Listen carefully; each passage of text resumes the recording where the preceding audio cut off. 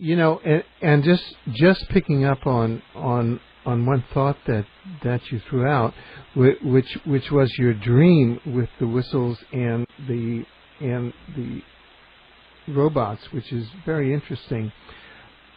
We've been tracking the webbots, and which were developed by Cliff High, and one thread of the development, which we published a while back, was that the webbots found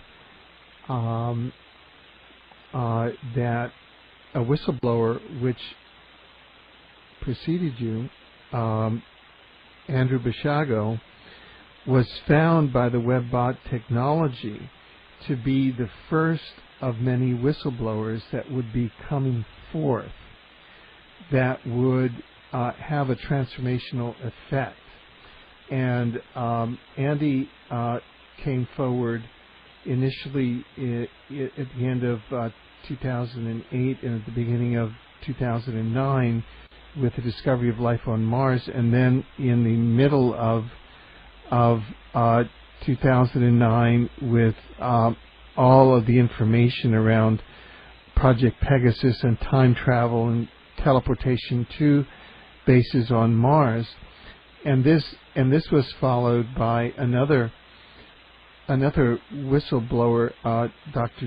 David Anderson, who has now come forth with the work that he had done initially in the U.S. Air Force laboratories, and then in his private work with regard to time control and time travel, and it seems to me that you are very much in that lineage of whistleblowers who are now coming forth in the 2010, 2011, 2012 timeline, the new positive timeline, to bring to public light the suppression.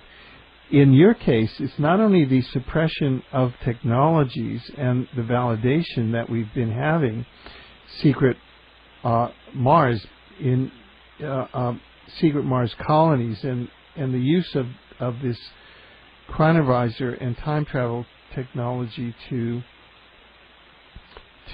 survey, manipulate, and control people.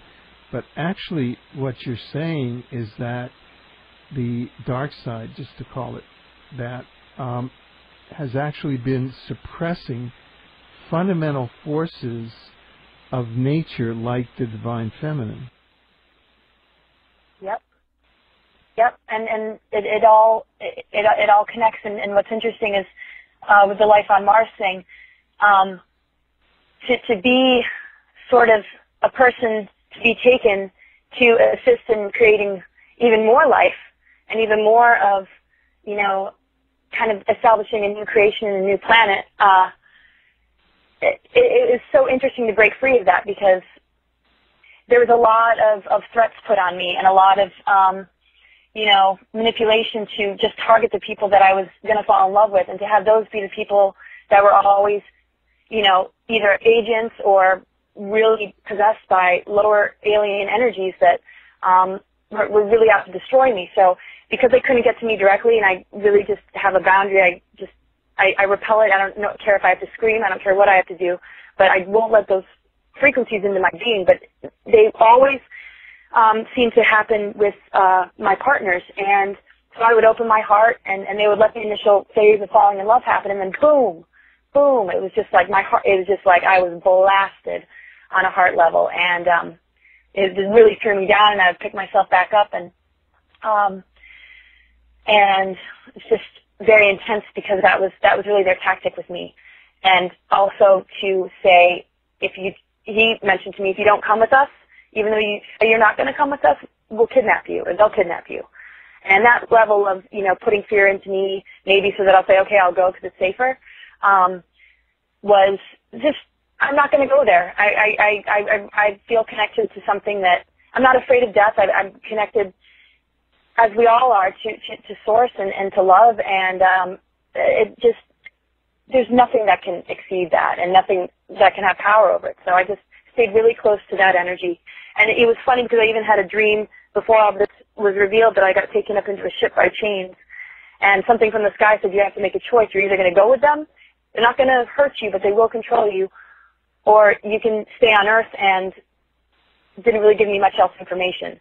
And immediately I just said I was just going to stay on Earth, and I fell out of the ship, landed in the water, and I was feeling a little bit confused about it, and I tried to fly back up and located, and this big storm and lightning happened, and fell right back down in the water, and then this alignment happened, and it was like all these planets were aligning in a certain way, and just this light and just immense amount of divinity and golden energy just started to fill the place. And I woke up that morning, and funny that who I call Agent X was next to me, the one who posed as a partner that was an agent trying to get me to Mars. I told him, and he was pretty disturbed by it. And after I told him that dream, everything started to fall apart.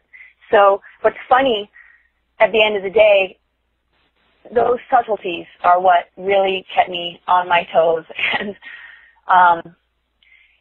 you know, I did go to a psychic institute for 2 years that really helped me prepare, and also my childhood, and just the connection with Ike and his path, and just knowing that we had similar childhoods in the sense of feeling extremely overwhelmed and very much in touch with, you know, a calling or a purpose.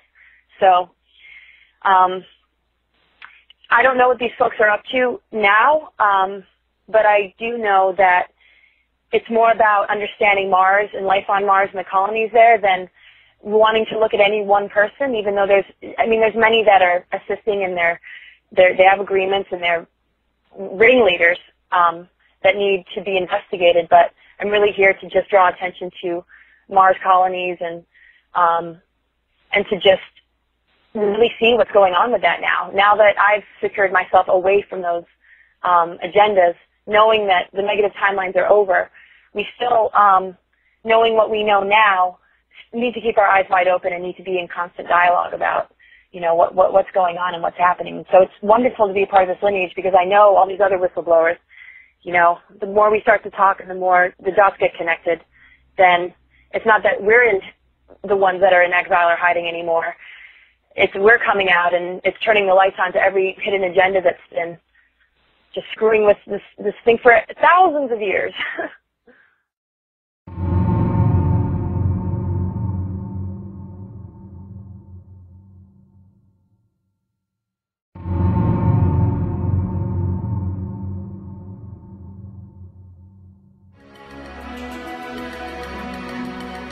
Rusted-out warships don't usually make the pages of Playboy.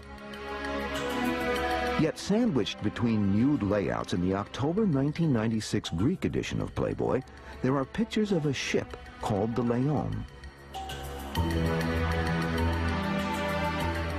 The article is not the usual stuff of Playboy either. It describes how the Leon, originally an American World War II destroyer, is being scrapped after a half-century of service and nearly 4 decades with the Greek Navy.